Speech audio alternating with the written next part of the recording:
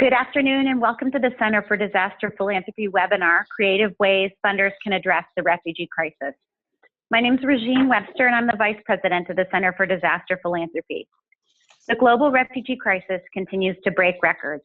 More than 65 million people are forcibly displaced around the world, and an unprecedented 34,000 people, or roughly 24 people a minute, are displaced from their homes by conflict and violence every day.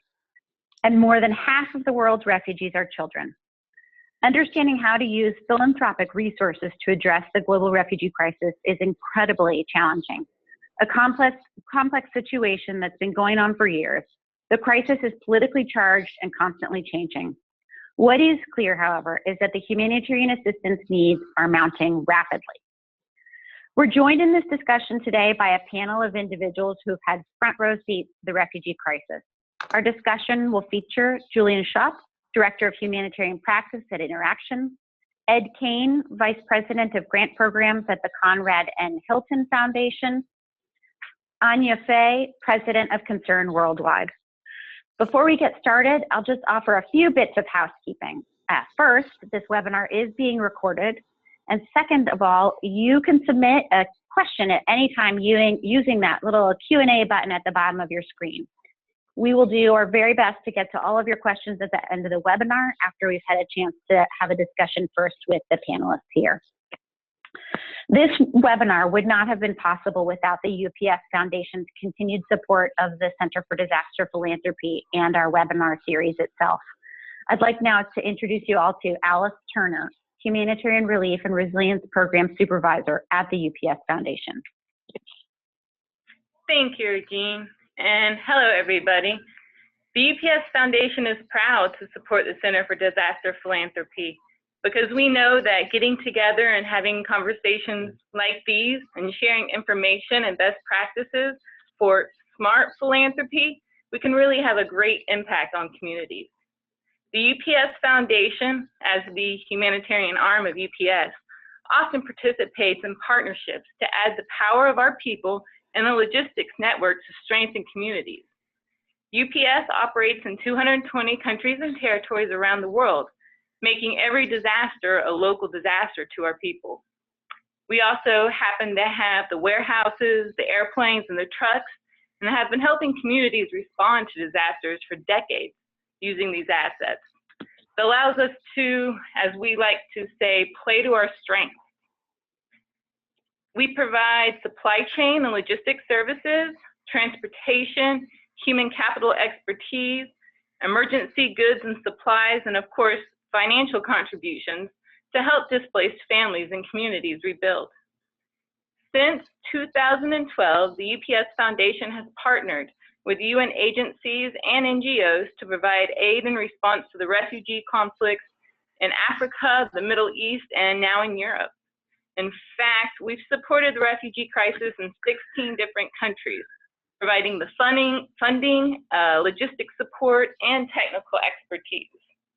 We're proud to serve as UNHCR's emergency standby partner, transporting critical supplies in the hands of refugees around the world. In addition, we have a manager, a loan manager, a UPS automotive fleet manager on loan to UNHCR for 6 months, who's helping to strengthen their global fleet strategy. UPS has also been active in supporting the Partnership for Refugees, a call to action for the private sector led by the White House and UNHCR.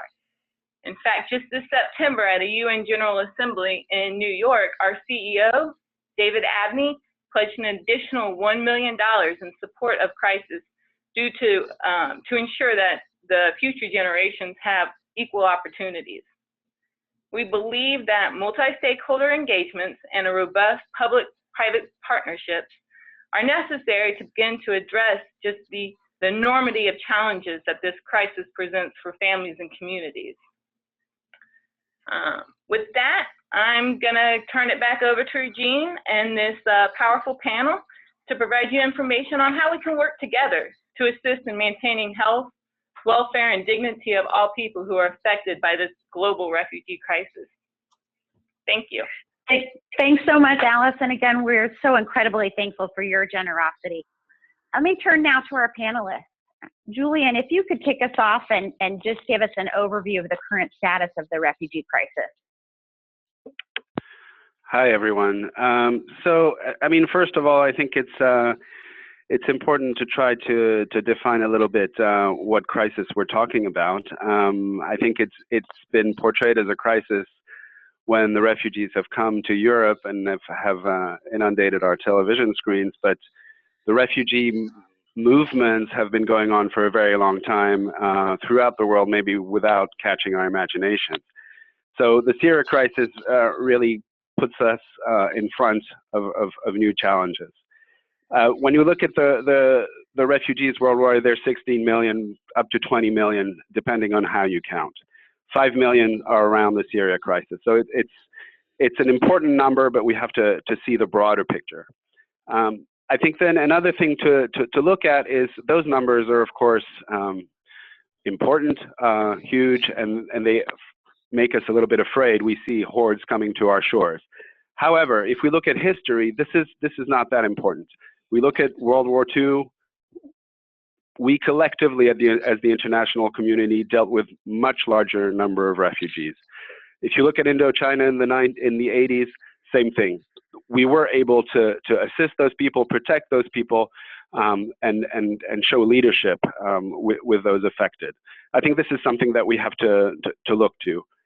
Looking at the broader picture, I think conflict, if you look at the humanitarian situation globally, 20 years ago, 80% of the humanitarian assistance went to disasters and 20% to conflict. In the last 10 years, it has completely shifted. 80% of humanitarian assistance goes to conflict, and conflict creates displacement, forced displacement. So refugees on one hand, and we've talked about the numbers, but also let's not forget the more than 60 million that are displaced internally within their countries by conflict. So right now the status is more and more conflicts or more and more displacement, but we've already dealt with those situations. So I think that we have to be positive and optimistic in the way we deal with it. Well, I will take your optimism, Julian. Anya, how would you characterize the current status of the refugee crisis?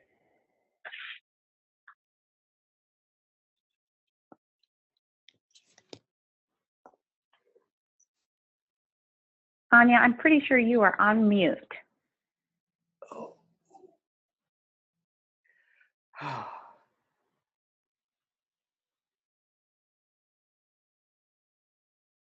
Okay, let's go ahead. Sorry, I'm here. Sorry, I beg your pardon. Oh, no problem at all. How would you characterize the current status of the refugee crisis? I started to say there that I agree with everything that Julian has just said.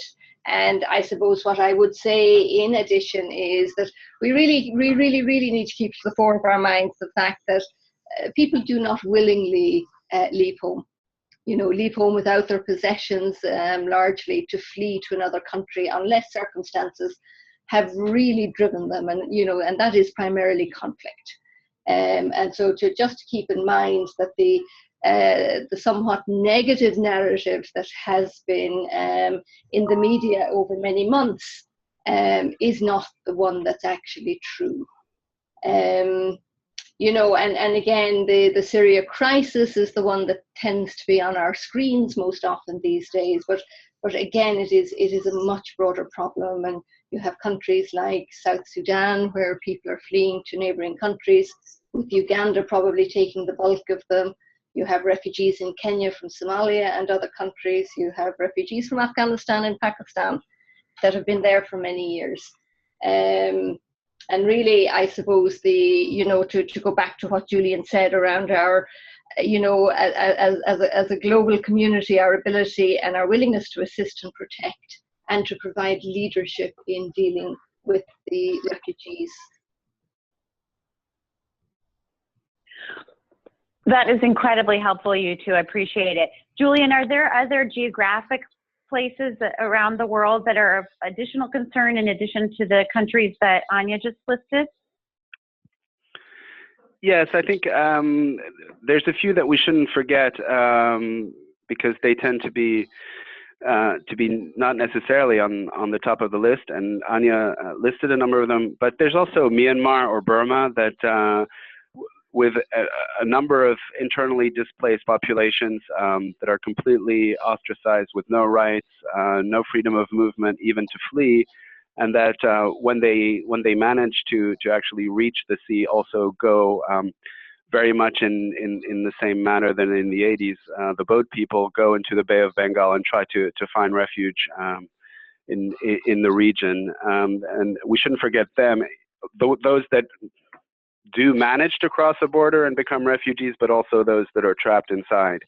And in the same vein, I think one of the major conflict and displacement crises now linked with a huge food security and famine threat is northeast Nigeria, where there's 1 million people that are displaced and in need of humanitarian assistance. Some have crossed a border into Niger and Chad, but most of them are stuck into Borno State, and the needs there are huge. And because Nigeria is a developing economy, we tend to not consider these displaced people maybe as much as we should. Those would be the main geographical, I think, areas that we haven't talked about. One thing maybe on the status, we talk about refugee crisis, but I'd like to repeat something that I've heard. It's not a refugee crisis, it's an empathy crisis.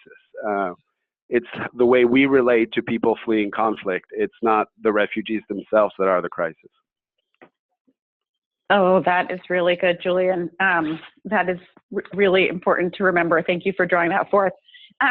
Julian and Anya, another question to you, and then we'll draw Ed into this conversation. Again, I'm going to ask a needs-based question, and I'd like to frame it by saying, as humanitarian assistance professionals, how do you describe the full range of needs that might range all the way from somebody in Myanmar, Burma, or somebody who is in Jordan or Lebanon? What are the needs that they have? What are the needs that those individuals have? And then what do the responding organizations, what are their needs? I suppose this is Anya here, really to talk initially about, I think as humanitarian agencies, we can, we can very quickly know what the immediate needs of a population fleeing from their homes are. They're usually leaving behind all of their assets. And so the immediate needs generally are for shelter, immediate food, basic household and hygiene necessities. And I think that the humanitarian community really, have a really broad knowledge of what those needs are and can be prepared ahead of time for them. I think the more important thing, and what has changed in many ways in our world over the last number of years, is really the need then to get into dialogue with those communities about what their needs are, and to talk to them and to do our utmost to provide those felt needs. I think that, we too often in the distant past made those decisions for communities, and they were not always the right ones. And so I think that it's really important to get into community dialogue. Once the humanitarian imperative has been met, and by that I mean really that people's basic needs to prevent illness and death are met. Is that listening to community voices something that Concern Worldwide prioritizes from a programmatic standpoint? Yes, it is very much. And actually it's here I would really like to highlight our work with CDP funding recently, where we were very kindly given a grant, and where we had identified livelihood, so looking at how people could get more income into their families.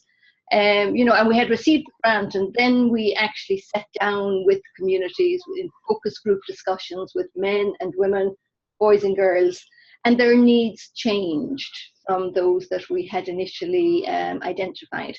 And the beauty of our relationship with CDP really was that in discussion with them, we were able to make those changes, and we were able to go back to communities with really more realistic training needs for them. And I think, again, this speaks very much to the relationship that NGOs have with donors, you know, with the private sector donors, that allows that very swift, efficient change, not in the overall objective, but in the means of getting to that. Yeah, that's a helpful segue for us, Anya, to talk about funders and funder activity. Ed, turning over to you, can you give us some examples of funder partnerships that you have seen? Maybe let's speak specifically in this case to the Syrian refugee crisis. Okay, but if you'll indulge me and allow me, I just want to absolutely go. You reinforce everything that's been said, but also frame this discussion and it sounds terribly dramatic, but I think we do have a dramatic situation facing the world, that we're really facing a century of dislocation. And yes, the hostilities in the Middle East are driving the refugees fleeing violence, but we also have the dynamic of refugees escaping changes in their environment due to climate change and their inability to make a living. For instance, in the southern tip around the Bay of Bengal, there's Bangladeshis now moving north to areas which don't exist for them to find livelihood. So, and we're going to see the same in many, and we are seeing the same in many other regions, including here in the United States, in the Gulf area. And then, of course, you've got the economic refugees. In the information age, the secret's out that if there's not opportunity at home, like any sane person would do, is you'd seek opportunity where you think you can find it. And those drivers are showing every sign of increasing. So we've got to respond smartly to all these dynamics. And the good news is, I think the world has come to a point where there's been very productive dialogues dealing with the crisis in climate and the Paris Agreement, looking at the development challenge, which is the underpinning of the economic migration, which is the Sustainable Development Goals. And then in terms of the humanitarian crisis, the World Humanitarian Summit, which has set forth a whole number of ideas, I think, that could lead us to a more effective way to respond to that type of migration or refugee problem. But what are the obstacles that are preventing those agendas from being implemented? Well, the first one always on the list is the total absence of political will to take up these recommendations, which have been tortuously agreed upon, and that of course leads to the leadership issue. And I would also argue that the aid structures are antiquated. The resolution that created the infrastructure in the UN system goes back 25 years ago. It was a resolution that created the Department of Humanitarian Affairs and all the different mechanisms we know today. I think the prospect of Antonio Guterres looking at that, and especially coming from his role as head of UNHCR, I think we can expect reform. So I think the stage has been set, and we know the nature of the problem. It's a daunting one, but there are solutions. So what do we do as funders? And to come to your question, that's this long and windy preamble. I do think collaboration continues to elude us. I don't think there are effective collaboration mechanisms right now that we as funders are linking up to. I do think the Center for Disaster Philanthropy is a forum that offers that kind of collaborative conversation among all the different stakeholders. So hence the reason why we at the Hilton Foundation were a founding funder of the Center. We're also investing at country level in sustainable development platforms where a facility is created by the UN apparatus that exists there, is typically the Office of the UN Resident Coordinator, to facilitate a dialogue among all the different actors and using as a metric for progress how those countries are progressing in the achievement of the Sustainable Development Goals. And just a final point on that, when I said these are interlocking crises, climate, humanitarian, and development, the World Humanitarian Summit, I think, very effectively made the point that it is a false dichotomy to be looking at humanitarian response and not development in the same context. All the types of interventions that we could make to avoid humanitarian crises are development interventions. And of course, once the crisis hits, in order to extricate yourself from the white hot violent aspect of the humanitarian continuum, you have to start investing in recovery and development. So that dialogue now and meshing the two agendas is, I think, something else you're going to see out of some of the reform actions that I would hope to see under the Guterres leadership. Yeah, those reform activities that we're all looking forward to seeing how that rolls out and gets implemented. Agree with you there.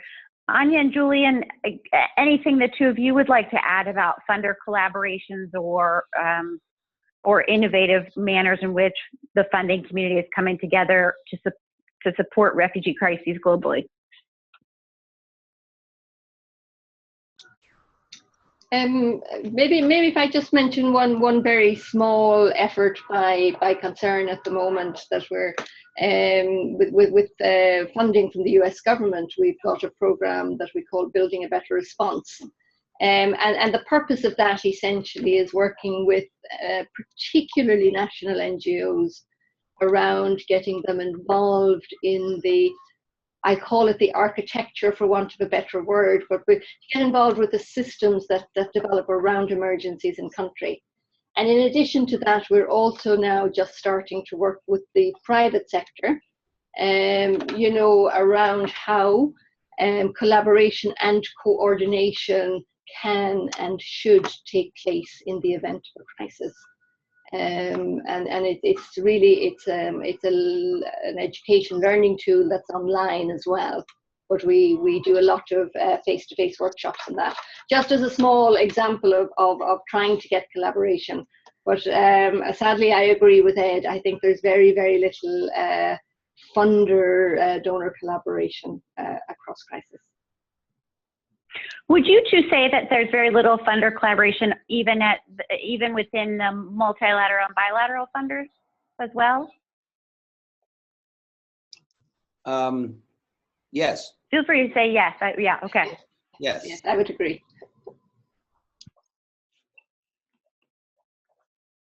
Oh, I'll just sigh at that one. I'm sorry. And I'll ask you one other question here in terms of, you know, with you as a longtime philanthropist, working with an organization that I believe only recently has demonstrated a willingness to support the needs of complex humanitarian emergencies. First of all, correct me or agree with me on that assumption. And then also I'd love to hear what guiding principles you believe exist that funders could keep in mind when funding in areas of conflict. So yes, our board, I think, somewhat naively, and I say that with deep affection and respect for my board, but thought that let's not get involved in these messy political humanitarian disputes. We'll respond to natural disasters and leave it at that. But then, you know, you can go back to the root causes of what's happening in Syria and find a connection between the drought that was affecting Syria and the tensions that created among the different ethnic groups as a spark. So, you know, it's as I said earlier, all these issues are interconnected in one way or another. But more fundamentally, when you take a crisis of the magnitude of the Syrian refugee crisis, you just can't ignore it. You can't say that we shouldn't do anything. So we were a very early responder to that crisis, and I won't go into the history of it. It's on our website, an op-ed piece that Steve Hilton wrote 2 years ago, telling the humanitarian community and the philanthropic community that it needed to become engaged and respond. We went to Turkey. We saw the utter frustration of NGOs on the ground, multilateral responders, as well as the government of Turkey, to the total absence of anyone heeding their plea. You know, even to this day, only 10% of the assistance that goes to those 2.5 million plus refugees in Turkey come from international sources. So, I mean, the Turks have been bearing this burden, you know, from the beginning. And that's very much the case in many other countries that too just happen to be in the bad neighborhood where these crises take place. So, so we definitely saw a role for philanthropy, if nothing else, we have to also keep in mind that philanthropy's contribution in dollar terms is minuscule compared to the needs. But there is a role we can play as advocates, as ringing the alarm bells, drawing attention, fostering collaboration, creating information channels and accountability platforms to help facilitate collaboration and stakeholders working together. There are some, as I mentioned, early efforts to try to do that under the rubric of the SDG agenda, which I think can also be applied to humanitarian collaboration. But these are early days. I would also just make one other point, which came out of Istanbul, the World Humanitarian Summit, and some of the feed-in documentation to that summit, most notably the call to action, or the grand bargain paper, as they called it, coming out of the financing humanitarian action, and that is the need to support local actors. The top-down humanitarian response is not working. There are very capable actors on the ground, and it does create some expenditure responsibility challenges. And I think we as a community need to put our heads together and see how we can overcome those. But the palpable amount of resources that are ultimately provided to often the best place, the most effective responders is less than 1% when it comes from international contributions. So, I mean, and this is something that we definitely have to, so it's who we fund, how we fund them, how we create collaborative mechanisms. And then most importantly, at the end of the day, none of this, a development agenda, climate agenda, or humanitarian response agenda is going to happen unless we can engage the private sector. They have to, and I would commend UPS in particular. There's a couple of other, not too far in between, I would call business players in this right now, but we did see signs in Istanbul that there's an awakening there too, that if they ignore this problem any longer, that their very business futures are put in jeopardy. Ed, I'm going to toss in a moment the question over to Julian about how to do more funding local. But Ed, I'm going to ask you to go really brass tacks as a grant maker for me for a minute. What are the things that at the Hilton Foundation are must-dos for you to fund in a complex humanitarian emergency conflict zone? And just think about checking lists and making sure organizations are up to snuff in terms of humanitarian principles and codes of conduct. So, I mean, that's a nice lead in for me to, draw people's attention to, again, our website, where we funded a report which basically distilled, best practices and the kinds of things funders should look for when contributing to a particular issue that they feel the desire and need to respond to. It's but most principally, we very much want to be part of a collaborative effort. We do not believe in parachuting in and going it alone. Hence, we look for on the ground assessments before we make an investment. We're also looking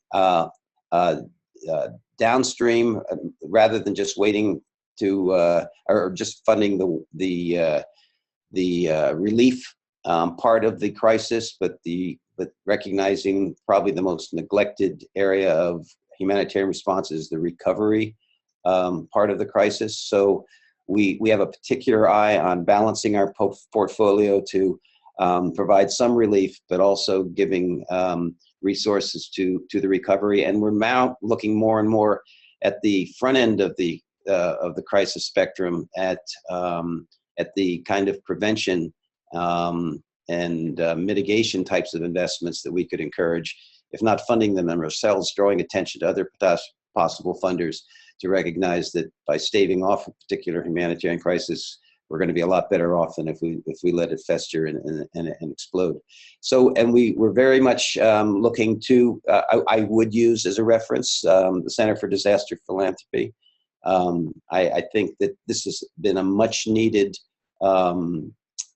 service here in the United States, where historically philanthropy has contributed what I call the chaos of good intentions, parachuting into Haiti, whatever group it might be, faith-based or whatever, but really creating more of a problem than solving the situation that they hope to contribute to. And that can only be done if you educate yourself before you fund a particular organization, and understand how it is part of a broader collaborative effort, and that there are systems of accountability in place so that you know that your investment is going where you wanted it to go.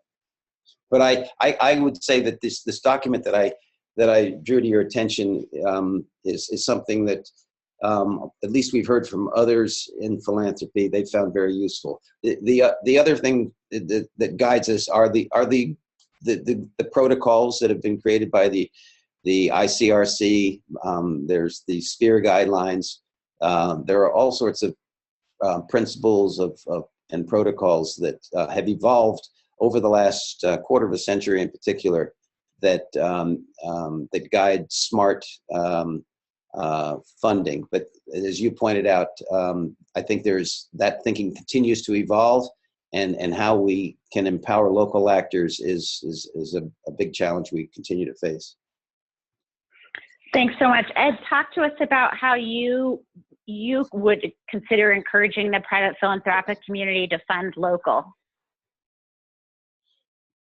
Well, interestingly enough, and I have a lot of experience in Turkey, most corporations, when you think of the country that's now hosting the largest number of refugees is Turkey. And I would defy you to tell me a major corporation, whether it's Procter & Gamble or Coca-Cola or whomever, that does not have a Microsoft, Apple, that doesn't have an interest in a commercial interest, at least in Turkey. And along with those commercial interests goes a network of business contacts and associations throughout the country that could be put to work on a humanitarian or development agenda that would help address the crisis. The joke used to be in the development field that when you're trying to get a vaccine or a service to the most remote part of a country, and the international bureaucracies had difficulty putting together the kind of mechanisms and approaches to do that, was you should go just check with Coca-Cola, because you could find a Coca-Cola in the most remote village wherever you go. And that's why the kind of business acumen and services of like UPS are so valuable to and how these other companies, I would say, also have comparative advantages in delivering products and services that would greatly enhance the effectiveness of humanitarian and development response beyond their pure commercial interests. Thanks for that, Ed. It's really helpful. Julian, do you have any thoughts to add on the question about funding local organizations? Just a few words to say. I mean, it's very context specific. I think you look at Syria or the response in Turkey, as Ed was mentioning. You have a number of local organizations that either existed or were created around the crisis. You've got a government that supports to some extent, or used to support, an NGO sector. So you really have something to work on, and also let's not forget all the NGOs that were created by diaspora, especially from the U.S., to respond to the crisis in Syria. So there was a lot of ways to invest locally and with local communities, as well as all the international NGOs in the beginning who worked through partners. So I actually think, like in a crisis like Syria, and Anya can can give more detail about that. We have a very good idea of who are the good local actors, what's their technical strength, where they're active, and also how politicized they are. So in terms sometimes of making sure that that we don't add fuel to the fire unwittingly. Now you look at a place like South Sudan, where there is much less local capacity and much less technical knowledge, and it's a little bit more complicated in terms of, I presume, from an outside funder to come and have a group recommended, and this is where there needs to be a little bit more of a contextual analysis. So, Regine, if I may just tip off, follow up on what was just said and what I should have also added. There are mechanisms that exist in virtually all these humanitarian crisis locales that are where the Office of the Humanitarian Coordinator of the UN system, which, like the Center for Disaster Philanthropy, keeps information online, which is very easily accessible, giving you the extent of the crisis, the shortfall of what's needed, and then also directs you to the in-country coordination mechanisms, which is typically a local humanitarian coordinator who does convene and provide information to the various stakeholders that they're trying to respond to the crisis. In the case of Turkey, which is an interesting point to make, there is not a humanitarian coordinator because the Turks, and I think rightly so, feel that they have the capacity to do that kind of coordination. Now, there are some issues with that. I won't go into them now, but I do think it behooves any actor that wants to contribute or collaborate to seek out those collaborative mechanisms and see if they can't plug in what they seek to do, and certainly learn from those mechanisms what needs to be done. Thanks for that addition, Ed. I appreciate it. Anya, if a funder wants to give to this crisis, what are the small, the medium, and the big ways that they could approach helping refugees? I think there are many ways, and again, to pick up on Ed's point, I think context it has a lot to do with it, and how easy it is to get access. I suppose in many ways it's looking at the actors on the ground, who's there, who has the capacity to deliver, and I would say in a small and medium way that's the way to go. I think that. And certainly I can speak for concern from this point of view, is the danger of everyone using the same organization, community-based or otherwise, because they display the capacity, and we often overwhelm them to the point that they're unable to cope. So they're getting funding from 6 or 7 of us, all with different guidelines for reporting and how we want our finances presented, and so we have to be really careful in that, that we're not overwhelming the smaller local NGOs, but actually contributing to their development. So in some ways, the situation of having larger NGOs, often international, but not necessarily so, there to support local NGOs to build their capacity to deliver. That can be financial capacity, can be technical capacity, and overall organizational capacity. I think in the larger way, again, to go back to, in some ways what Ed said, there are coordination mechanisms in most countries where a disaster has struck. And it is one way of looking at what are the identified needs, and who are the agencies on the ground delivering that can be utilized for that.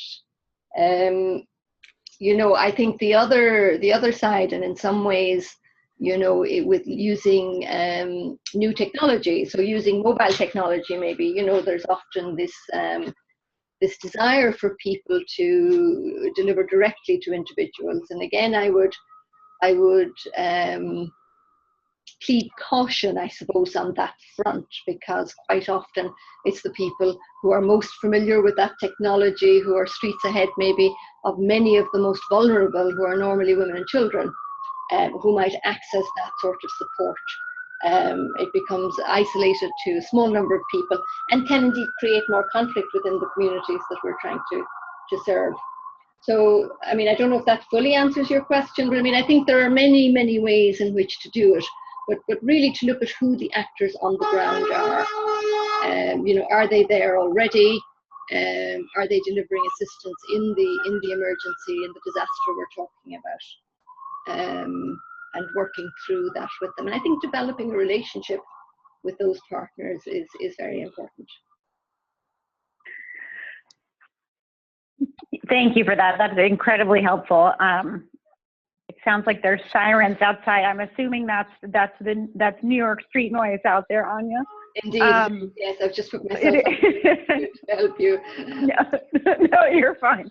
Julian, what about you? I mean, if you want to take my small, medium, large teaser, that's great. Or let me offer you another one. If a funder came to you and said, I have X amount of dollars, and you are more than welcome to go sky's the limit on how many dollars that is, how would you encourage that donor to allocate their dollars to address either the conflict in Syria and the needs of the refugees surrounding that crisis, or the global refugee crisis more broadly?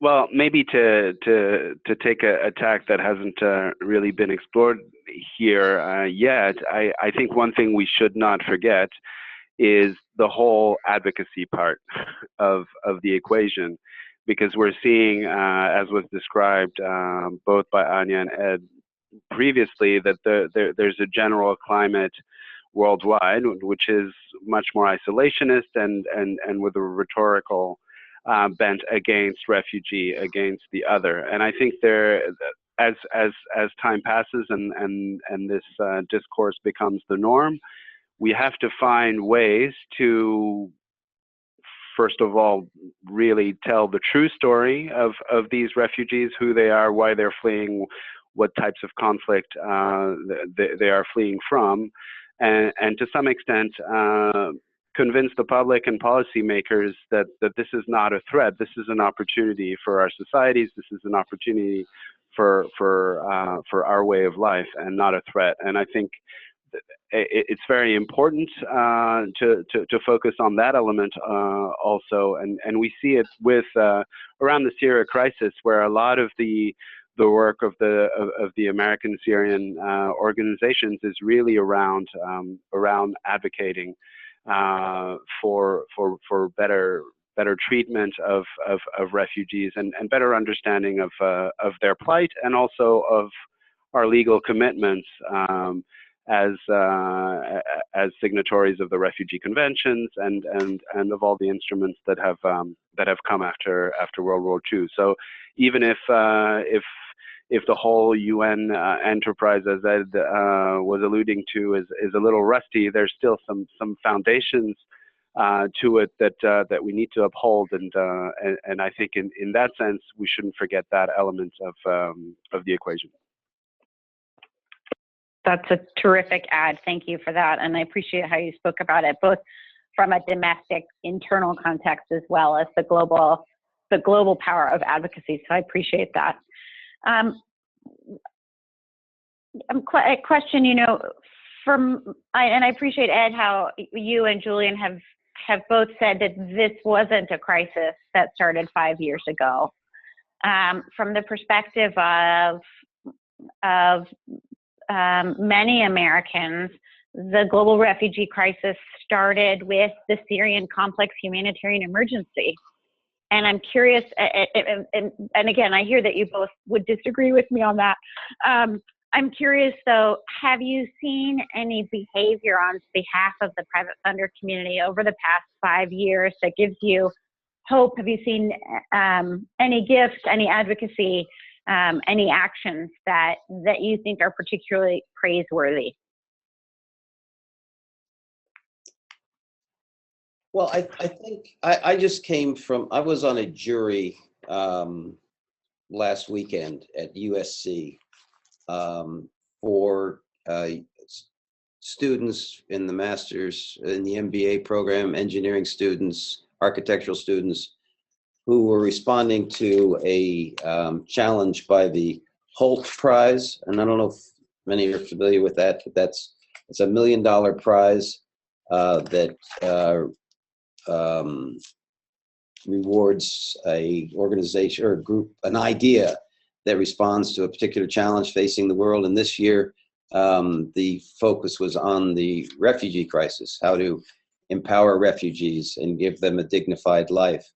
And what struck me is that, and I think this is a growing movement, particularly of the new generation, millennials, if you will, who have a huge stake in whether this world can be put back on a sustainable course, are looking at social impact investing, triple bottom line solutions to problems, that it's not just a matter of getting your biggest economic return and not worrying about the collateral damage that's done to the environment or the inequities that might also occur based on your business practices. So I was really encouraged to see the energy of these young people and some of the ideas. So and the Skoll Forum does this every year at Oxford. So there's a growing recognition, and maybe it's just going to be bottom up like this instead of taking some of these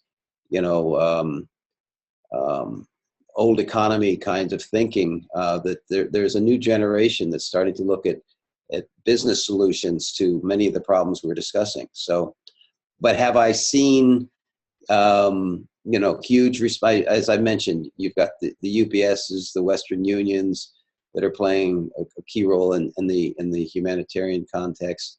And I certainly don't want to suggest that there probably are some things that are being done, whether it's under the rubric of corporate responsibility or otherwise by some corporations, but I just don't think it's certainly as robust as it should be. I think to me it's mystifying. Yeah. It's mystifying how, and if you that there isn't much more engagement given what's at stake for their own business futures. I could not agree more. Anya and Julian, anything that you would to add to that, or any cry or call to action for the funders that are on the line here today? I would also say, though, while I do agree with Ed, I do see a change, at least in the narrative, in terms of engaging the private sector much more seriously by the sector that we're in. So the NGO sector, I think, the UN, the humanitarian sector at large, recognizing the value of both sides of that equation. I mean, it's valuable for us to have those connections, both just from access to people who have been affected by a crisis, but then on the other side for the private sector also to recognize that what they want at the end of the day is a population who are able to work. And we help them reach their goal. So I do, in the last couple of years, see a change in the discussion and the discourse around it. I don't think that there's a huge amount of action just at the moment, but we live in hope. Julian, what about you? Go ahead. Let's see if Julian has anything to add. The only point I would make is I think it's difficult when there is a limited amount of funding available to invest in refugee programs, and because you don't necessarily see an immediate impact like you do for a disaster response. So I think it's also a question of really, as Ed was saying, seeing the long term of the issues and getting ready to be invested in a longer term. Refugees stay refugees for a longer time that they used to. So displacement lasts around 10, 15 years. Okay, how do we go to the first emergency phase that Anya was describing? How do you go to the recovery, as Ed was mentioning? And specifically for refugees, how do you integrate them in the societies that have welcomed them, be it through resettlement to a third country or in the countries that they've the host countries neighboring their own countries? So how do you facilitate access to work, access to dignity through through work and protection for the most vulnerable. Those are longer term issues, but the bang for the buck, if you will, is much more significant than a quick in and out for a disaster response, and it's really worth it in terms of a long term difference. Yeah, the only thing I was going to add is, first of all, we're all guilty of having operated in silos for far too long and always looking at the other sector, if you will, the private sector versus the public or the nonprofit sectors, that we've got, we got all the right ideas, and that those vultures in the marketplace, all they want to do is make money. But I think we've matured and understand that that's what makes the world go round, and that there are market solutions. And at the same time, I think the marketplace is looking at some of the excellent work that's been done, particularly in international fora. I mean, coming to an agenda where 193 countries all agreed that we all should aspire to achieve in 15 years, and an agenda which includes some pretty clear language on the need to address corruption and the rule of law and transparent institutions. And I'm talking about SDG 16. I mean, that was an enormous accomplishment. And that whole agenda embodies what I would argue are the principles, values, and norms that we as Americans purport to stand for. So if we've got the whole world, at least rhetorically, saying that they are signed on to that, that's a huge leverage point to start getting serious about addressing a number of these issues. But back to how the private sector can be more engaged. I would draw folks' attention. We had our Hilton Humanitarian Prize event this year was all around the whole issue of the future of humanitarian action, and we drew on what came out of Istanbul and what we think, and we brought a lot of the new thinkers into the discussion. And you can look online and see what transpired at the event. But one person that did speak there was a gentleman by the name of Alexander Betts, who heads the Refugee Studies Center at Oxford. And you can also see him on a TED Talk where when he looks, as Julian quite correctly said, the average time that a refugee stays in a camp is 13 years. I mean, and they've been left there in this state of inertia where they basically are in supposedly a humanitarian way, fed and clothed, but they build up their own little micro businesses, but nothing that really gives them the kind of dignity and prospects that they would otherwise have in a more natural setting. So he's suggesting that you create economic zones, and that's where the private sector can come in and invest in some kind of plant that would be, that would serve not only their bottom line, but also the needs of refugees. So I would urge people to look at that. But this is some of the kind of new thinking that I think has promise.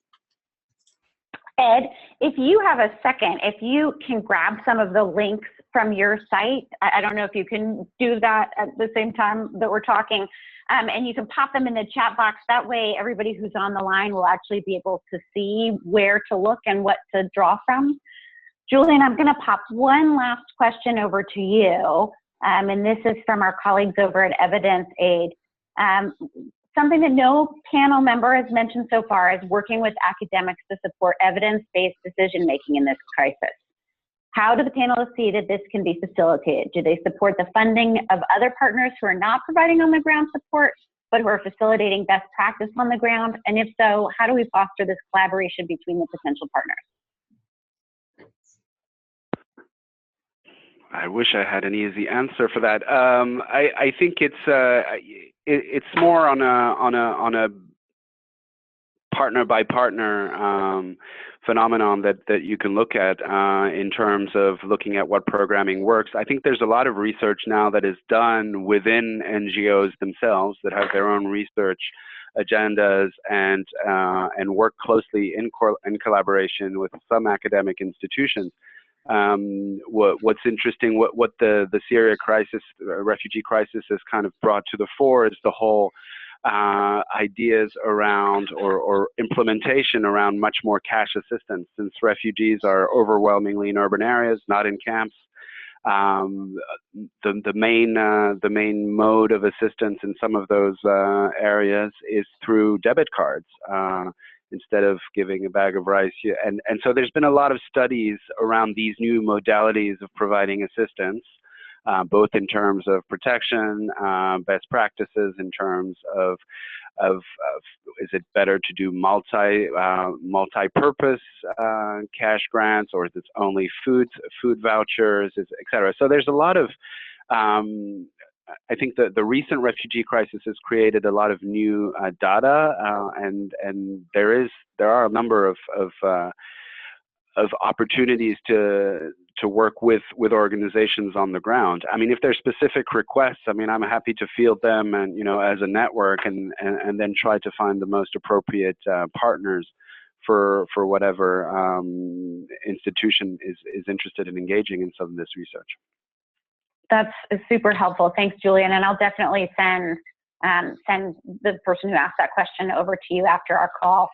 As we start to wrap up our call today, I want to draw forth 4 what I would consider to be summary highlights of our discussion so far. We're really facing a century of displacement that's truly global. Communities are impacted by political conflict, climate change, economic challenges. And though the Syrian crisis is the one that's on our screens, there are humanitarian situations in South Sudan, Uganda, Kenya, Somalia, Afghanistan, and Pakistan. Also Myanmar, Burma, and Northeast Nigeria, where there are 1 million displaced individuals. Second, we need to remember that people do not willingly leave their home with no possessions unless circumstances have really driven them out. As Julian said, this isn't a refugee crisis, it's an empathy crisis, in that it's how we relate to people fleeing from conflict. Philanthropists need to consider who they fund, how they fund, who they can work with, and how they can share their efforts. Some general best practices in funding conflict zones are to collaborate, do on-the-ground assessments, look downstream to fund beyond relief to address recovery, which is highly neglected, invest locally, check in-country resources, and then lastly, I'll say small, medium, and large funding opportunities are available. And we can look at actors on the ground in the impacted countries for small and medium funding opportunities. We can support large INGOs and then work with local organizations. We can check in-country coordination mechanisms and organizations. There are solutions that are available to the private funding community. We can also collaborate with other funders for more impact. We can fund advocacy efforts to tell us the true story of refugees and convince people and policymakers that this is not a threat, but an opportunity. We can also look at issues like social impact investing as well. So those are, just a quick and dirty summary of our 3 wonderful speakers. I really hope that our time today has helped you all gain a better understanding of how the refugee crisis has developed during the past year and how you all can contribute to helping refugees. To those of you who may be planning to fund the crisis, the Center for Disaster Philanthropy has many additional resources and information on our website. We are also happy to engage in further discussion with you.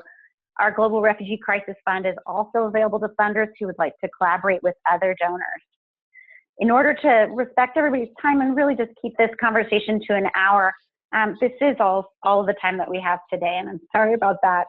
I'd really like to thank Alice Turner and the UPS Foundation for sponsoring this event today, and to our panelists, Julian, Ed, and Anya, for taking the time to share their insights.